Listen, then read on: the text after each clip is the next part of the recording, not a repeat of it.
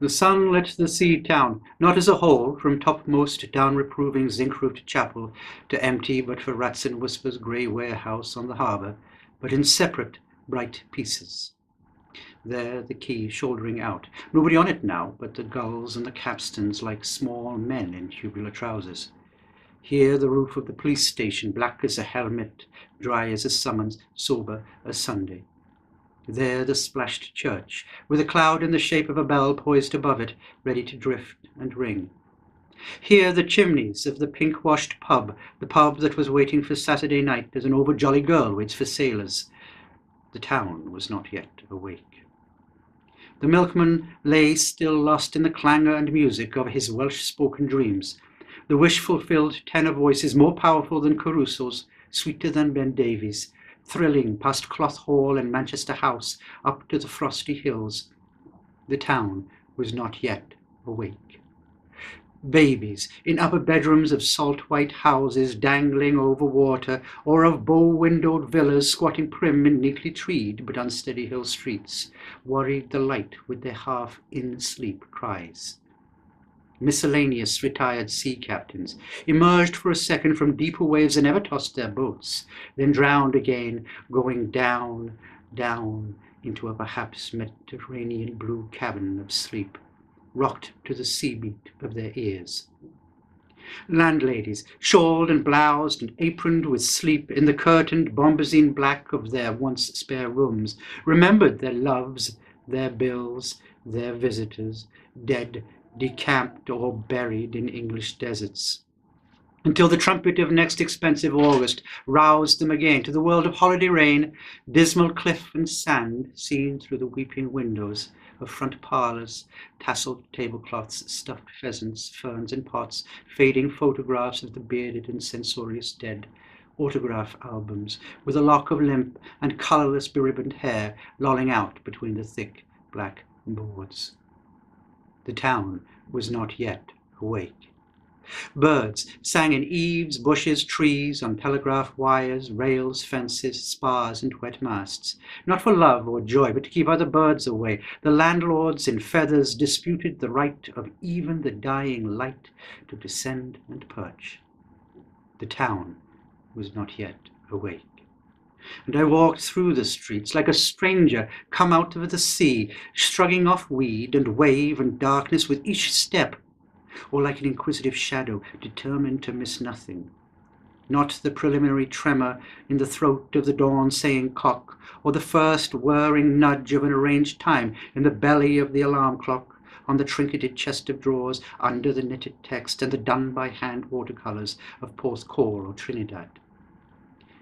I walked past the small sea-spying windows, behind whose trim curtains lay mild-mannered men and women not yet awake, and, for all I could know, terrible and violent in their dreams. In the head of Miss Hughes, the cosy, clashed the cymbals of an Eastern court. Eunuchs struck gongs the size of Bethesda Chapel. Sultans with voices fiercer than visiting preachers demanded a most un-Welsh dance. Everywhere there glowed and rayed the colours of the small slate-grey woman's dreams, purple, magenta, ruby, sapphire, emerald, vermilion, honey. But I could not believe it. She knitted in her tidy sleep world a beige woolen shroud with "Thou shalt not" on the bosom. I could not imagine Cadwallader Davis, the grocer, in his near-to-waking dream, riding on horseback, two-gunned and cody-bowled, through the cactus prairies. He added, he subtracted, he receipted. He filed a prodigious account with a candle dipped in dried egg. What big seas of dreams ran in the captain's sleep? Over what blue-whaled waves did he sail through a rainbow hail of flying fishes to the music of Circe's swinish island? Do not let him be dreaming of dividends and bottled beer and onions. Someone was snoring in one house.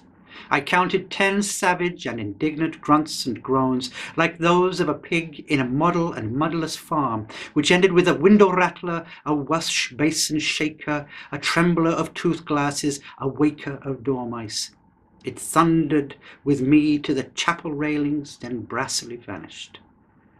The chapel stood grim and grey, telling the day there was to be no nonsense. The chapel was not asleep.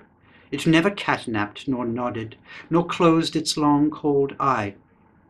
I left it, telling the morning off, and the seagull hung rebuked above it.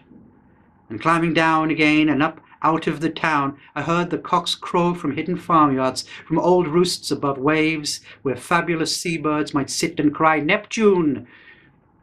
And a far-away clock struck from another church, in another village, in another universe, though the wind blew the time away.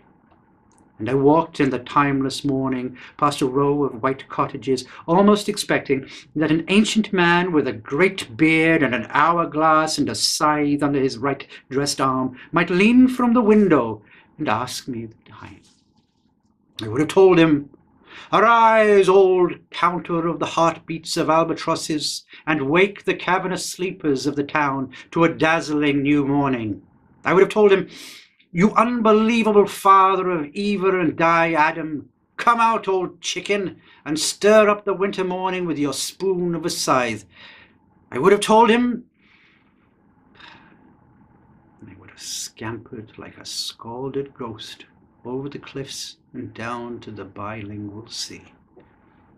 Thus, some of the voices of a cliff-perched town at the far end of Wales moved out of sleep and darkness into the new-born, ancient and ageless morning, moved and were lost.